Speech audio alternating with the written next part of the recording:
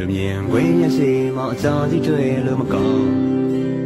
ကျွန်တော်တို့ထိန်းဖို့အတွက်ရရွေးထားတဲ့အကြောင်းလာမဲ့တဲ့စပီးတဲ့တရေမိဘတွေကိုအသိပေးမယ်ကောမလေးကပြောတယ်ဒါအကောင်းဆုံးဆိုမယ်ကျွန်တော်ဟာအမျိုးအလုံးမှာတယောက်တည်းရှိရတာ